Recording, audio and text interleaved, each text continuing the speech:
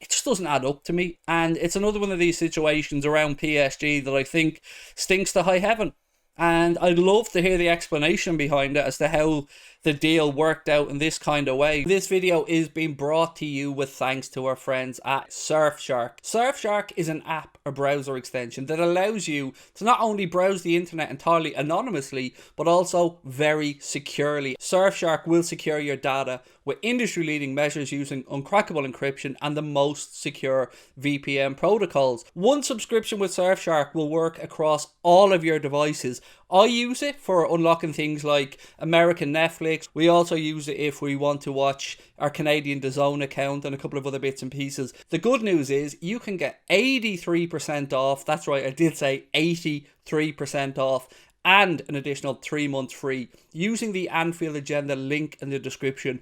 They've also got a really credible and unique 30-day money back guarantee. If you don't like Surfshark, it doesn't meet your needs, which I'm going to be honest with you, it will and you won't. But if you do, if you want to change, Surfshark give you 30 days to change your mind. Why not give Surfshark a try? You'll be supporting us here at Anfield Agenda and you'll be treating yourself to the best VPN provider out there, bar none. You know I like a rant, yeah? You know I love a bit of a rant. Well, I spotted some news last night that kind of made me think something's not right with this. So look, we know that Ekitike is a signing for PSG that is a good signing because lots of clubs in Europe are after him, Newcastle being one of them.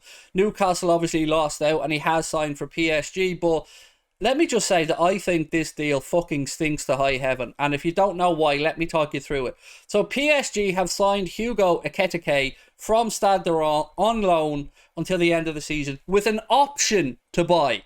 Now, Newcastle had money at the ready to pay to buy him outright, and other clubs were willing to do the same. So how once again in France have we seen a situation where PSG, who have spent an absurd amount of money with Kylian Mbappe's transfer and to bring in the players they have and keep everybody at the club, have once again shithoused their way into getting a player on loan with an option, not even an obligation, an option to buy? Why did Stade de Rome do that? Other clubs are willing to put up the cash and buy him. This doesn't sit well with me. I'm calling bullshit on this one yet again. It kind of reminds me of that 2-year loan with an obligation or option to buy that they had when they brought Kylian Mbappe in from Monaco. It absolutely stinks to get round FFP yet again in my eyes. And I'd like to know your thoughts of it. You know, the fair play to the guy. I'm sure this is a move that he's delighted about and all that kind of stuff. He's an under-20 international for France. He scored 11 goals in 27 games in all competitions last season. As I said, I just can't understand the sensibility of selling or loaning a player with an option to buy and not bringing in money to the club, losing a player for a year on loan minimum. And I'm sure there was a little bit of a loan fee in there, but it just doesn't add up to me. And it's another one of these situations around PSG that I think stinks to high heaven.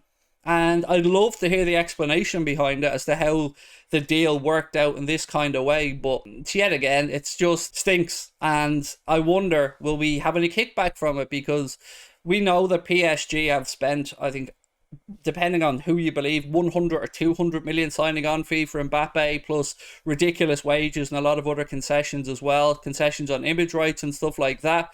We know recently they've spent a lot of money bringing in players on free contracts and stuff as well with huge wages.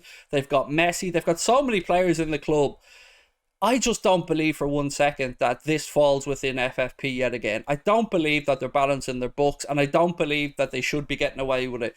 Again, it was no accident that when every other club was running and signing up for the Super League, Liverpool included, and we were very critical of that at the time, that PSG, they played a blinder. They played their cards close to their chest. They said they weren't joining the Super League immediately. They cozied up with UEFA, and then their president, I believe, got themselves a seat on one of the premier executive boards on UEFA. I think the executive club committee or something like that. And ever since then, they seem to have gotten away with a few more things. And I'd love to know your thoughts on it, because for me, it absolutely stinks to high heaven yet again. Right, what have we got? Mbappe have anything to do with it? I don't know, but it stinks, man. Can you please explain to me how Barca can afford to buy Rafinha and Lewandowski, but they can't pay De Jong the 50 million they owe him? Yeah, I mean, I was listening to Graham Hunter, Sean, speaking on Sky Sports News about the Barcelona situation. Now, for anybody who doesn't know Graham Hunter, he along with Guillem Balaguer and maybe one or two others, are probably the premier pundits of Spanish football, certainly in my eyes. And he even struggled to fully explain the Barcelona finances. Basically, the best that I can gather is Barcelona have sold off future TV rights, future, I don't know if it's sponsorship opportunities, but commercial opportunities. So they've basically, as Graham Hunter explained it, remortgaged the club to a certain extent and release some of the equity from within the club. Now, I don't understand how all of this works, but you're right, Sean, who's of course Sean's a United fan, and Sean wants to know how they can afford to do this and not pay Frankie de Jong what they owe him. And it's not just him. I think it's Gerard Piqué, I think, is owed even more money than Frankie de Jong. I think de Jong's owed somewhere between 14 and 17 million quid, and he's absolutely right to dig his heels in and not leave Barcelona, at least until they pony up the cash that they owe him. Now, for me, my friends, as you know, I'm very fond of Barcelona. They're my second club. When I look at how they've treated some of the players in recent years, I think it's nothing short of disgraceful. It looks like they're trying to shift Memphis Depay out the door. They're trying to boo Frankie de Jong out the door, who's made it very clear that he wants to stay at Barcelona. They've gone from a situation where they almost shamed Dembele into being pushed out the door for free to giving him a new 2-year deal.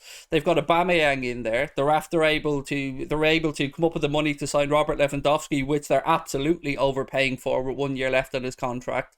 They've been able to sign Rafinha. They've been able to give new contracts to the likes of Gavi. If that hasn't been signed, it will be soon. They've been able to do it for Ronald Araujo, and it just stinks again. And I don't know, mate. I honestly do not know how they can do it, and I don't know how they're going to continue to get away with it. But what I will say is, it does feel like they're kicking the can down the road a little bit, and that they haven't learned their lessons about the financial hardships that they've currently gone through. Because to go from one season where you were barely able to afford to pay people and you had to defer wages, to being in the summer where they're spending over 100 million on players, maybe even more. It's ridiculous. One other thing I did take from what Graham Hunter said is, it's all very well and good Barcelona announcing the signing of Rafinha, Barcelona, going for a Robert Lewandowski, but they still have to pass FFP within La Liga. So for those who aren't aware, La Liga have their own internal FFP system that was set up, I believe, by Javier Tebas, who is the guy who runs La Liga.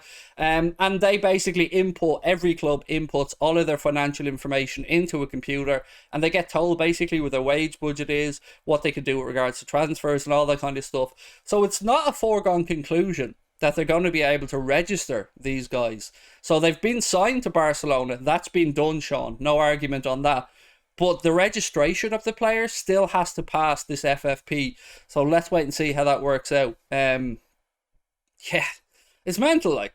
It's mental. They've got people deferring wages for years, and then they're not paying them when they want to kick them out of the club. Like, I don't know. I don't know what to say, but from the outside it looks like a very big, complicated mess, and I don't know. That's it. That's where I am. That's all I know about the situation. But it is, I agree with you, Sean. It's mad that they won't pay up De Jong. They haven't paid up Piqué, but yet they're trying to force them out.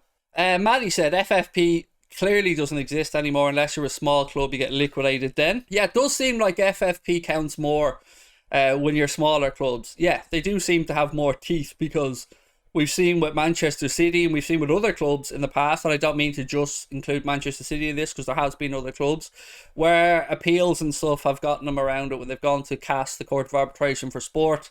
They've overturned a lot of these decisions either on technicalities or because UEFA's lawyers weren't as good as the lawyers of these football clubs. They must be banking on De Jong willing to go to United to balance the books. They certainly want him to, mate. Yes, they want him to go out the door because they do want that money in.